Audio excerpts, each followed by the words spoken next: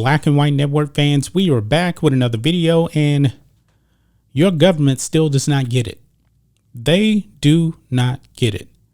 Now, the mass shootings have been terrible, absolutely terrible. America has had a problem for the better part of over 20 years, going back to Columbine. I believe that happened in 1999. We have a problem, but the problem is not the guns.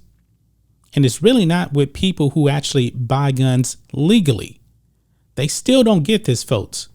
They still don't get it. But today, guys, the Senate actually passed a bipartisanship gun deal. And ladies and gentlemen, guess what? It's not going to stop anything. It's not. Democrats and some Republicans still don't get it. It's not a gun problem. You have a people problem here in this country.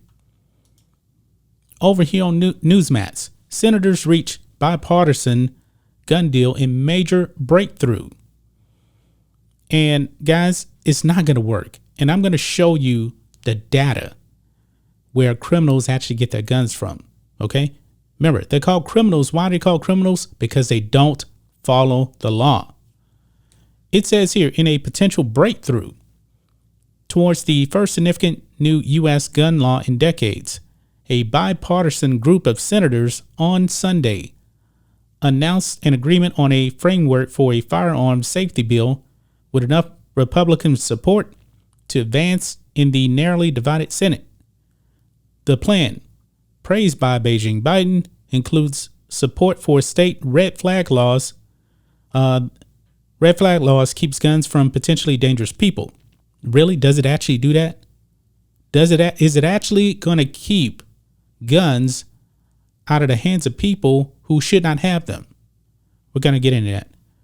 Tougher criminal background checks for firearms buyers under 21, and a crackdown on straw purchases by people buying firearms for others who could not pass a background check. This is not going to stop mass shootings.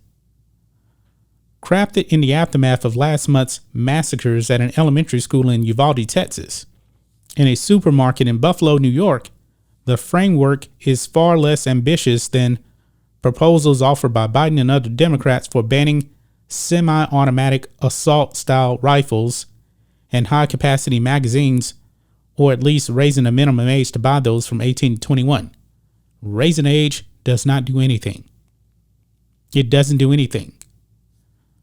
It was announced a day after tens of thousands rallied in Washington and around the United States to demand that lawmakers pass legislation aimed at curbing gun violence. While the deal represents a significant breakthrough, it does not ensure that legislation will be passed, as lawmakers still must hammer out legislative language that can secure enough votes to get through both the Senate and House of Representatives, each narrowly controlled by Democrats. Republican opposition has been critical in thwarting Democratic-backed gun control proposals in Congress for decades, dating back to the 1994 passage of a ban on assault weapons that expired a decade later.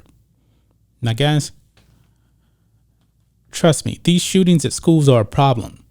They are a serious problem, folks. And guess what? Schools are gun-free zones. It is illegal to have a gun in a school zone on school grounds. But guess what? They still get there. Why? Because criminals are going to be criminals. This is going to make some people feel good, but it's not going to stop crime.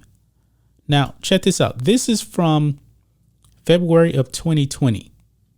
Where do criminals really get their guns? Now, this does not surprise me here in this article whatsoever, but the politicians, they should be looking at stuff like this. It says mass shootings all too routinely hit the headlines across the United States. But what rarely makes a blip on the news cycle are the individual acts of gun violence that permeate the social fabric, with almost 500,000 violent crimes committed with a gun annually, according to the National Institute of Justice. on average, just under 40,000 people each year die across the country in a gun-related death. So where do criminals typically buy their guns? And do most criminals seek out their weapons of choice through illicit means? Quote, the majority of firearms used in criminal activity are obtained illegally. Stricter or additional gun laws do not reduce gun violence. And this is from a correspondent with Law Enforcement Today. Stricter or additional gun laws do not reduce gun violence.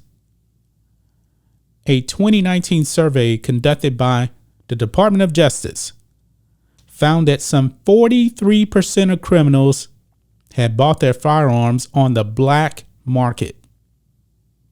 They weren't going through legal means to get their guns. 6% acquired them via theft. So that's almost half right there, folks. And check this out. And 10% made a retail purchase. And of that, only 0.8% purchased a weapon from a gun show. So 10% bought these through, I guess you could say, legal means. In 11% of cases, the criminal had someone else buy a gun for them, known as a straw purchase, while an additional 15% got guns from a friend or relative. Now, when it comes to these straw purchases, now, let me just use myself for example. I bought my gun. I don't have a criminal record. I went through a background check and it came back instantly. It was clean. I have my gun here in my house. Now, how's the government actually going to stop me from actually selling a gun to a criminal? They can't. They really can't. If I wanted right now to go in, let's say like my neighbor was a criminal, for example. He's like, hey, I need a gun. I can't actually get it. I got to do something. Here's $500. You'll give me your gun. Okay, if I took the money, gave him the gun, he committed the crime. There's no law that would actually stop that. For one thing, you can do a background check on me all day long, and my background is crystal clean. It is super clean. Super clean. It says here also, some 12% of weapons found on a crime scene have been brought there by someone else. A recent national survey of prison inmates aged 18 to 40, published by Preventative Medicine, found that only 1 in 10 bought the firearm involved in an act that resulted in them being jailed. So 10%. These are low numbers, folks. Really, really low numbers.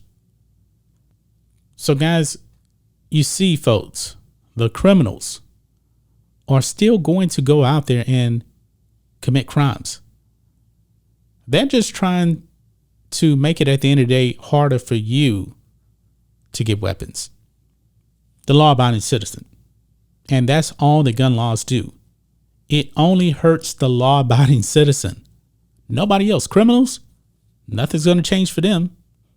I mean, think of this. The border is wide open. Biden is really doing nothing to stop illegals from coming across the border. And guess what, folks? Illegal weapons come across the border as well. Not just people. They're trafficking a whole bunch of other things across the border, including guns. That's just my thoughts on this. What do you guys think of this? Black and White Network fans, let us know what you think about all this in the comments.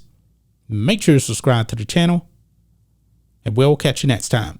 Black and White Network supporters, make sure you check out the Black and White Network merchandise store. Link in the description. Use promo code USA First, all one word. USA First, all one word. 25% off now.